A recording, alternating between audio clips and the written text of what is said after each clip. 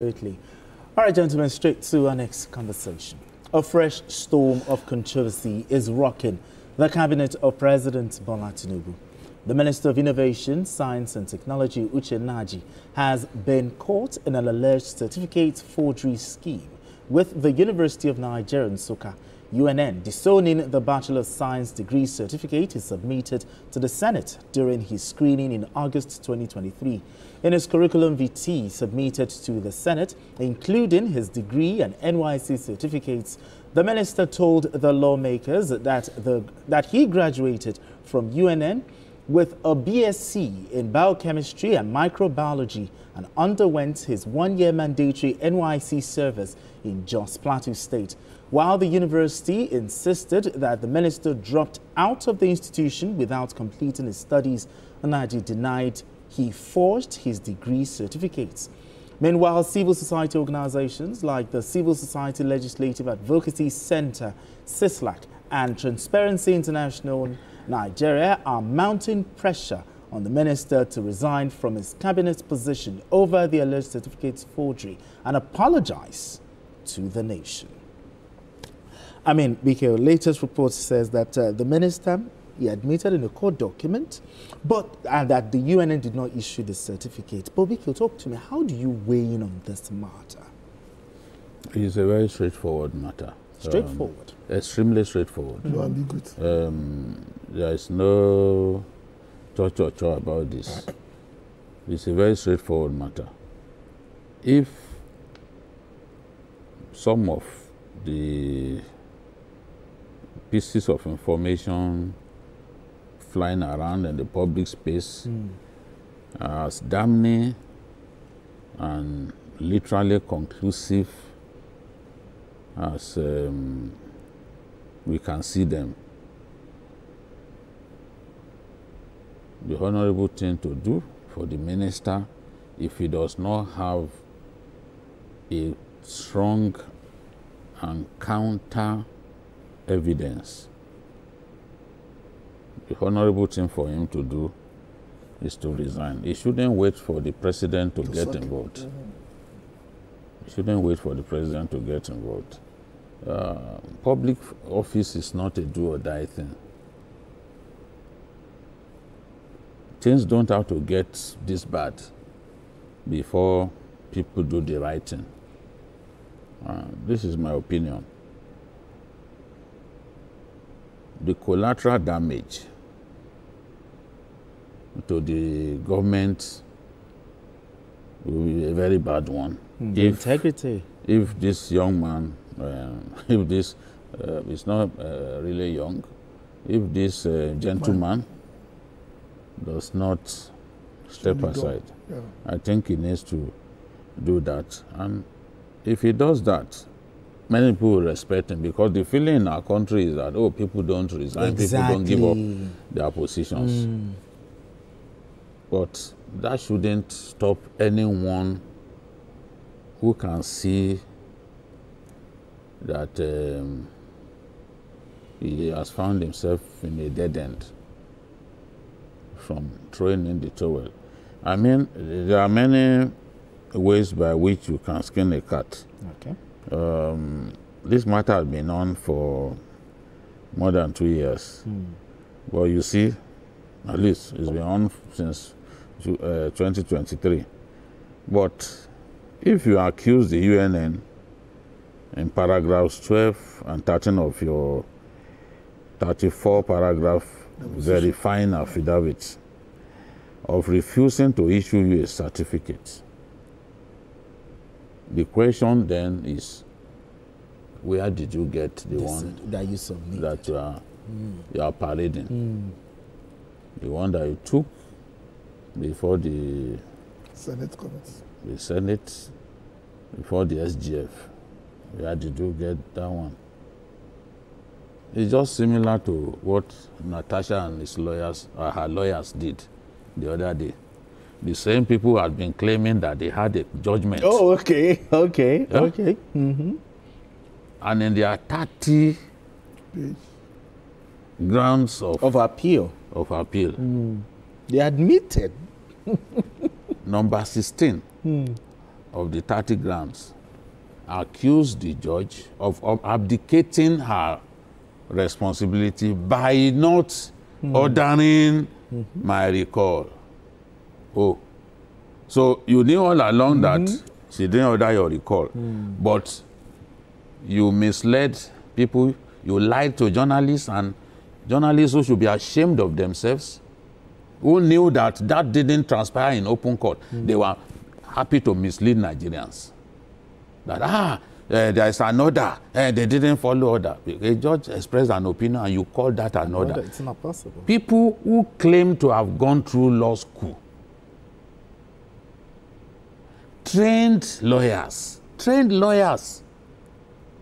who will not be happy to be described as charge and bail, they too were promoting the false sentiment that there was an order to recall. So this is the situation. It's very similar. Because in our job, we must have an eye for the spoken and the written word. The written word in the affidavit says they refused to give me certificate. Okay, fair enough.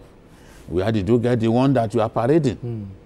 So it's so easy. That's why interpretatively, journalists are saying, oh, he has admitted. Because whatever you file before a court becomes a public document. You understand? Yeah, I do. The same way that we looked at the 30 grams of appeal, of Natasha's appeal, and discovered They admitted that. the elevated lie, elevated hypocrisy that we saw. It's the same way that it's the same way we are saying it here. Because Justice Hawa eventually said, okay, I'm not granting an interim order stopping them from tampering with your academic records, because the school reserves the right. Absolutely. The same school, and that is where I think heads should roll even in UNN. Because earlier, people had been led to believe that she passed through the school and got a certificate. But the registrar recanted later on to say, oh, we've checked the academic records in respect of the 1985 graduates, and we cannot find his name. So what happened? You are saying, oh, it was a mistake. We say, how? How will a mistake happen? If I wanted to find out, I don't know the university that you went to. If I wanted to find out now whether you passed through that school or not, they should be able to give me a conclusive evidence whether you passed through the university or not. Not to give me an information and only to recount later on that no, that thing that we gave you, that piece of information that we gave you is not correct. We have checked thoroughly now and we have discovered that it's not in our record. Oh, that's the thing. A crime on its own. So it makes sense. It shouldn't take so long for us to find closure to this matter. And there are many brilliant people who can fill this position. From the same zone. Once the president settles down, I mean, I don't even expect the president to intervene because it's too straightforward. Yes. It's open and close. I mean, but talking, how do you think the president should respond to this? The president, the DSI, the anti-corruption agency, how do you think they should respond to this? Well, we are going to hold, before we get to the president, we have to hold three people responsible. The registrar of UNN, those who cleared the man to become minister. I'm talking about the security services. Oh, okay. Because normally you don't get to that level without them giving you a security do the background check, verification. Don't forget a particular man that thought he was already a minister. Until the security report came out, I cannot be a minister. So we have to look at that level, 3 levels. But the most important one before we get to the president is Mr. Nnaji himself and his sense of propriety and his sense of honor. Personally, it's not the first minister that will catch with their hand in the jar. There was a minister through Obasanjo's tenure that was disgraced out. Don't forget Kemi Adeosun's case. Yes. But this one is more fundamental because this is the qualification that was not even required to be a minister. Okay, yes. You don't even need you don't even need the secondary school. Secondary school is enough. They are good to go. Yes. If you know there's a comma on top of I don't know why people do this. Why must you use it? What you need is a G4. Because the same thing that qualifies you to be a House of Member rep. That qualifies you to be a minister. Just show proof that you went to a secondary school. And you are home and free. This our portion for adding or padding, as they say, is be the death of beefing up our CV. I don't understand. What do you have to prove? When the law that gives you this job was very clear, secondary school. So they've made it easy for you. Yeah. It's not complicated. This is self-implication. Yes, self-inflicted injury. Self-inflicted injury. But also the DSS also did some sort of background check when he submitted his credentials to the Senate. That means... Should they be held responsible too? Yeah. Those whose duty it was to check everything thoroughly.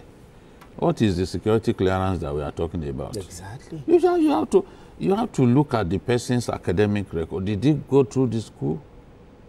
Look at what Premium Times is doing to this minister. They got even members of the cabinet, who went to the same school, and they looked at their certificates, they saw that it was different. They got people who graduated same year. Look at their NYC certificate. I saw that it was different. Even Gige, they even brought Gige certificate to check. Oh, is this how the certificate looks like? And you will see discrepancies. So that's why I said it's not. I don't want to talk too much on this matter, but it's already a very straightforward matter. Unless he has cast iron evidence that we have not seen or that we are not entitled to, that he can present, that he can present, that will wash him clean. Like somebody baptized in the Jordan River. Honestly, this is a straightforward matter. He can just say, well, Mr. President, thank you for giving me the opportunity to serve. And go home. And whatever happens after. You know, but the problem with us Nigerians is that people are not committed to the truth anymore. If you rape an individual now, those who like you, they will not talk by it. No, they won't talk, they will be quiet. All the so-called politically induced activists, women, gender activists, women activists, all of them. If you rape an individual now, if you are somebody that they like, they will not talk about it. Everybody will keep quiet. That is political correctness, that when you now come before your God, you won't be able to defend. Absolutely. I don't know how some Nigerians think. Some would even come to protest in support of the person. I said, no, they will not protest in support. They will behave like it didn't happen. No, they know things that they can't defend, though. They just keep quiet. They will just keep quiet. That is what we see. All right, gentlemen. We need to pay some bills. We need to take a break.